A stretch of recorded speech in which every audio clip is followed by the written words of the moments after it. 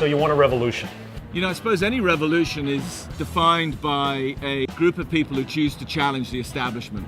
And we're trying to break at least the recent tradition of brewing in America. That's the revolution. That's our revolution. You know, the beer community is a passionate community. They understand what's going on. So I think people are curious about what we're doing here. I see the craft industry as just getting started. It's just barely ignited. And I think we're right in the center of that ignition, and it's a great place to be. Our brewery is based in the middle of a great wine region, Paso Robles, one that's unpretentious, growing, full of brilliant individuals. That's what makes us different, is who we are, where we are, people we are. We are all about accomplishing a very narrow range of beers and taking it to absolute perfection.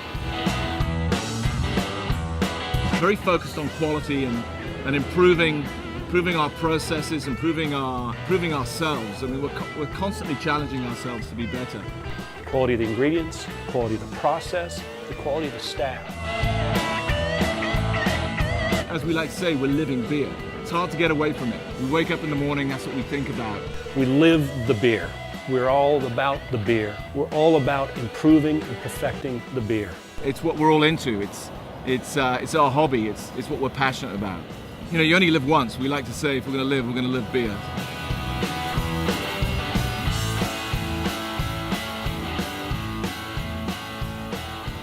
So we're talking about the Pale series here at Firestone Walker. It starts with DBA and ends with our hoppier IPA. This brewery started brewing pale ales. In fact, our very first beer is an English pale ale. So our whole Pale series really centers on that foundational piece. In the case of Firestone, really it comes down to layering of hops and layers of more extreme flavors as we've evolved as a brewery.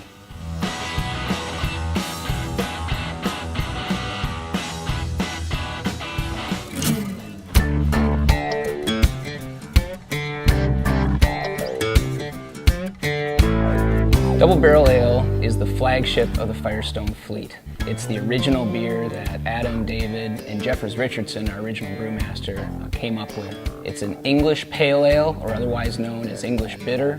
The Double Barrel Ale recipe is steeped in English tradition. It uses maris otter and pale malts. It uses Munich malt. It uses caramel malts sourced from the UK. And those caramel malts are actually quite special. They lend this nice caramely, soft, toasted malt character to that beer that really makes it sessionable and enjoyable. And of course, it's fermented in medium toast American oak. We're using the barrel for flavor. That flavor that we get from the barrels is a combination of oak tannin, which lends vanilla, toffee, and it just lends that fifth element that only oak can bring to beer. The hops we use for Double Barrel Ale are very traditional. We use East Kent Goldings grown in the Kent region just south of London. We also use Styrian Goldings, which are Fuggle hops grown on the continent. They lend this beautiful, noble-like, resiny character that's very agreeable, not fruity and pungent like our IPA and Pale Ale, but just resiny, soft, and beautiful. No matter when I have it, it's just a really friendly, easy drinking beer, and it's become the taste of the Central Coast.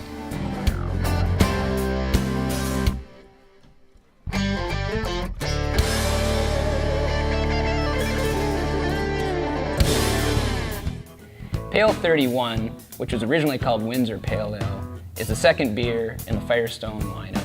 It's really a straight-ahead American-style pale ale, and we took what was originally kind of an English bitter base and brought some West Coast American hop love. So when designing Pale 31, I had in my mind the body of a Pilsner with the aggressive hoppiness of an IPA. So we took a very light-bodied pale ale and threw a whole lot of hops at it. We used Centennial, Cascade, and Chinook hops, with Centennial being the lead dog. Centennial has this beautiful, citrus, almost juicy fruit ester to it, and it's actually dry hopped with the Centennial hops. It's perfect for all occasions. Fish tacos, steak, time at the beach. I love that beer, anytime, every day.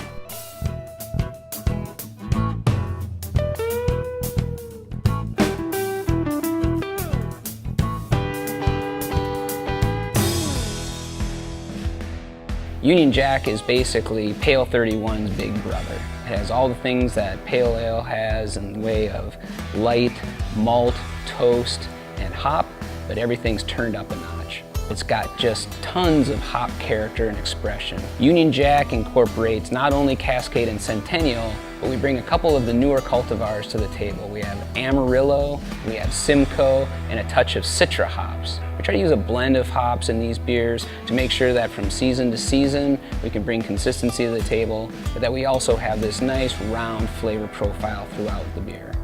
Union Jack uses 4 pounds of hops per barrel brewed, compared to DBA, which is 1 pound per barrel. That means it is a hoppy brew. I love all my children, but I really love Union Jack. It truly is an American-style West Coast IPA, but it has the immense balance and drinkability that is at the base of all Firestone beers.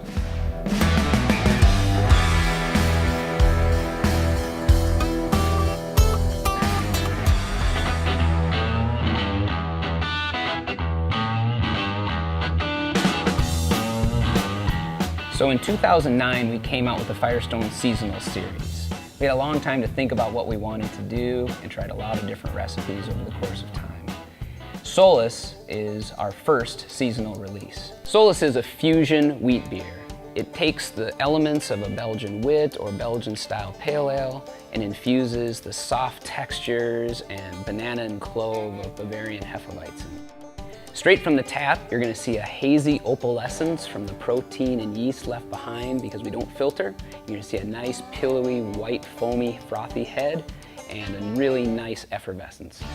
The Bavarian Hefeweizen portion is literally brewed separately as Bavarian Hefeweizen. We use the yeast from Bavaria and we ferment at a warmer temperature to give that nice ester and fruity characteristic. We really nail the banana and I love that part of a Bavarian Hefeweizen.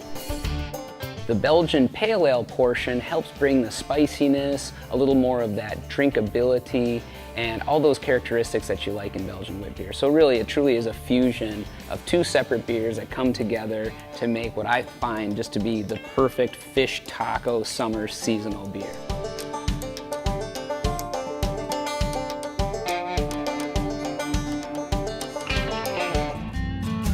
Velvet Merlin is the second beer in our seasonal series here at Firestone Walker. Velvet Merlin's flavor profile centers in on roasty, chocolate, coffee-like characteristics that are brought to the beer through the use of roast barley. We use 15% oat in this beer. The toasted oats that we use have a nice toasty characteristic to them, and it really lends to a nice texture and body in the beer. The hops that we use in Velvet Merlin are 100% US grown, more specifically Willamette Valley grown Fuggles. It adds a very subtle, slightly spicy, but more noble English quality that shouldn't stand out. This beer isn't about the hops, it's all about the malt, the middle, the chewiness of the oats, and just that wonderful texture that comes from an oatmeal stout.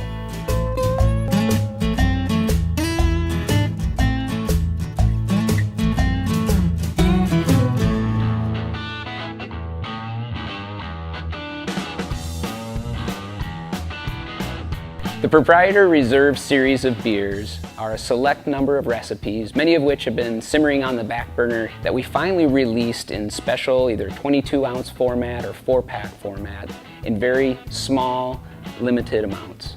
They contain the year-round beers like Double Jack, Wookie Jack, and Walker's Reserve, along with a number of our anniversary or one-off vintage series beers. Double Jack Imperial IPA is the lead dog in this group, the very first beer that we came out as a year-round Proprietor's Reserve release. We started playing around a little bit with triple dry hopping. So Union Jack has 2 dry hops, Double Jack has a 3rd dry hop. Double Jack is Union Jack's big brother, and remember, Union Jack is Pale 31's big brother, so you see a bit of a theme that is kind of developing here within our hoppy beer lineup. But the beer is no doubt all about the hops. There's Simcoe hops in there, there's Citra hops in there, Amarillo, Cascade, Centennial, Chinook. I mean, pretty much the whole hop closet's in that bottle. Double Jack specifically is one of the trickiest beers we make. There's just so many steps, there's so many places we're adding hops, there's so many different mashing processes. I mean, there's a lot of things going on in that beer that makes for a tough work day for our brewers. So I always walk out on the brew deck and apologize on the Double Jack brew day.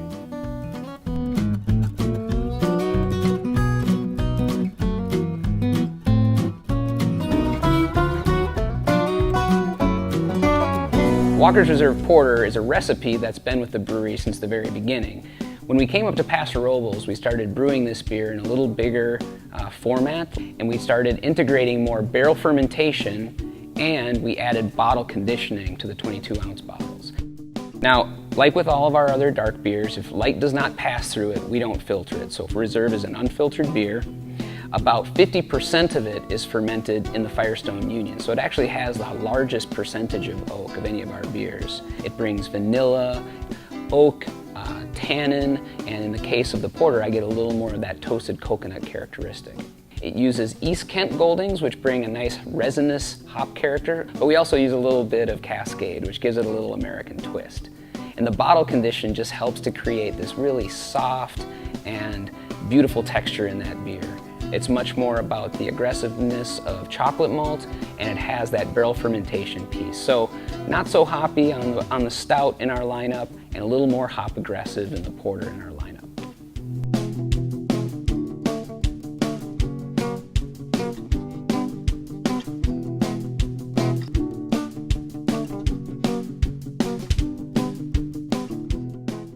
Wookey Jack is another part of our Proprietor's Reserve series of beers. And yes, it's a black IPA, but in our case, it's a special black IPA. We used rye. I thought, how cool would it be to kind of incorporate rye spiciness with hop spiciness and use the black IPA as the format. Black IPAs, when made properly, don't actually taste like they look. Yes, they're very dark in color, but their flavor is all about the hops. And the hops that we chose for Wookey Jack are Amarillo and Citra. Now these are two newer cultivars, but I really love the flavors that those hops bring. You move these two together with the rye, and it just creates this flavor explosion. With a name like Wookey, we're really trying to come up with something that is a little more gnarly, unkept, more out of the norm of the Firestone lineup. And somehow, even when we try to make a gnarly aggressive beer, it takes on this kind of Firestone balance and drinkability. I don't know if it's our yeast or just the skill of our brewers, but as hard as we tried to make a gnarly beer, the Wookey is actually quite a nice drinking beer.